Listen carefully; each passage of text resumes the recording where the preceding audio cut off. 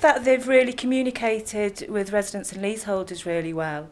I think they've been the improvements have been very quick. They've not been, the ownership now has been less than 18 months, I think, and I think there's been a huge amount of improvement work done. I think a huge amount of consultation with residents and leaseholders, set up a number of forums and focus groups. So, yeah, I think communication's been excellent.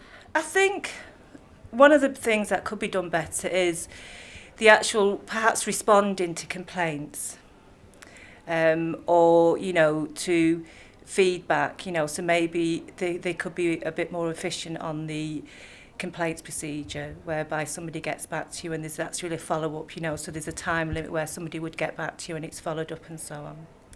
As a leaseholder, leaseholder means I've bought my flat, so I live in a block of 4, and I've bought the lease. You know, I've bought the flat, but it means I've bought the lease. So I own the inside of the building. The City South owns the outside of the building. So it just means that I have a lease for, I think I bought the lease for about 100 years. So I pay service charges and there's various different things rather than the difference in buying a house. I think there's been a huge amount of improvement in the housing, you know, the amount of improvements that's going on with the housing, with the clad in the roofs, the windows, new kitchens. And I think, you know, once all that work's finished, you know, in a year, a couple of years, there'll be a massive improvement in the area. I think that the repair situation has got a lot better in, you know, certain things, but I wouldn't say that some of the work what the workmen do is not up to standard. Yeah, I had a surveyor come round, you know, like the plan for your kitchen, and they tell you design how you want your kitchen. And because of the way the electric box was in the kitchen, one part was on one wall and one was on another wall. So they told me that I'd need a rewire.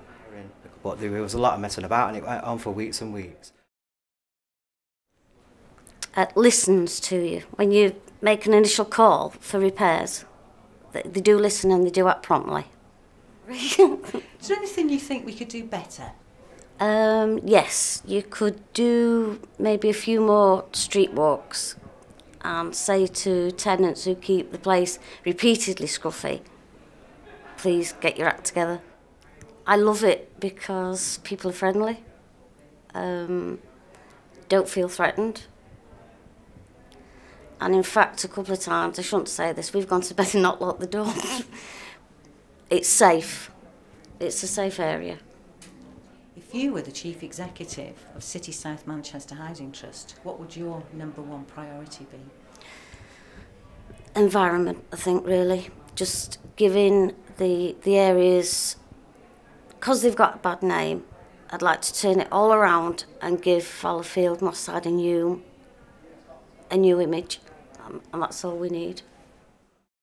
Okay then, tell us about your background and your involvement. Okay, well, my name is Bernard Selby. I'm a tenant. I live on 127 Platt Lane in Fallowfield, and I'm also as well an ex-councillor.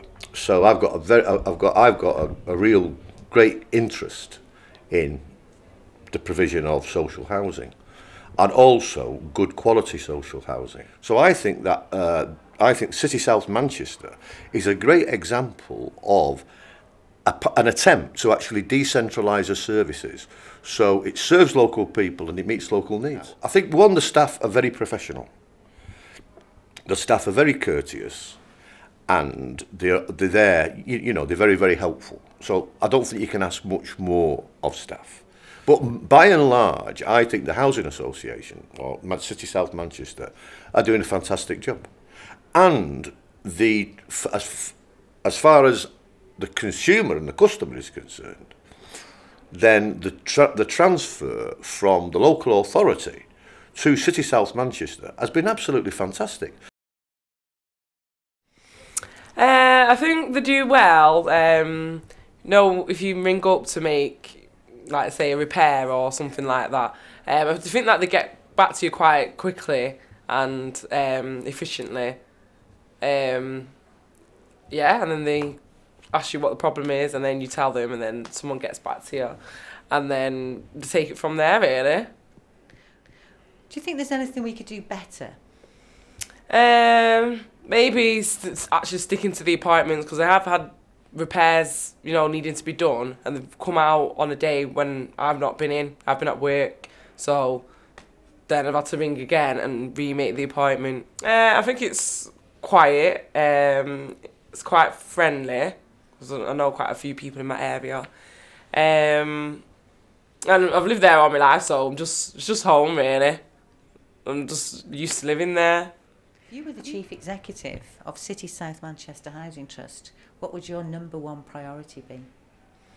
Just to make sure that everyone's obviously treated fairly and everyone's problems or views get heard, basically. I think they have done well.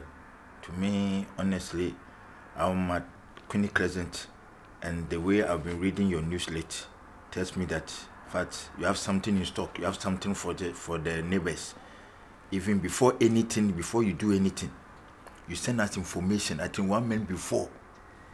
That is the different thing. That's what I appreciate about it. For I'm staying at the Queenie Crescent, fact, very peaceful area. But honestly, for that, I'm very peaceful area. We don't have any crime rate or any neighborhood. Everybody is, at least all of us are matured and everybody is there disciplined. So we are all watching. Let me see. We are all neighbors watch. Yes, because my door neighbor knows me. The next one knows me. So everybody knows. So if I walk at least on that line, everybody knows that I'm there. If somebody is walking over there, everybody knows that she's there. To me, where I am, I don't have any problems so much. But what I want, if permission will grant me, let's try and get this community, people to involve in this community work. Yes. Let's form association. They seem to be able to produce bags of literature, because it's all, and being in this climate today, you thought, you know, they could condense literature a bit better. What do you think we should do about that then? How do you think we should communicate with you?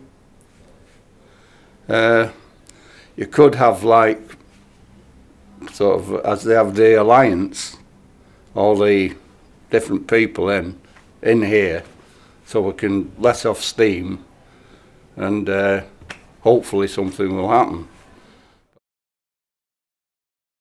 I'm on the Fallowfield People's Panel. We meet at St Kent's every couple of months, and they tell us what is going to happen. We tell them what we'd like to see happen. Hopefully the two meet, and we can get things done. Listens, it really does. Certainly the people that I meet with, they certainly do listen to what you say and do their level best to act on what you have said, you know, what you would like to see in your area. And if they can't, then the nice thing is they come back and they explain why. If you were the Chief Executive Officer of City South Manchester Housing Trust, what would your number one priority be? I haven't the faintest idea. And I'm being honest, there's so much to do that, you know, from renovating the areas and uniting communities and so on and so forth, and stamping down on graffiti and youth problems and what have you. I wouldn't even know where to start as being the priority.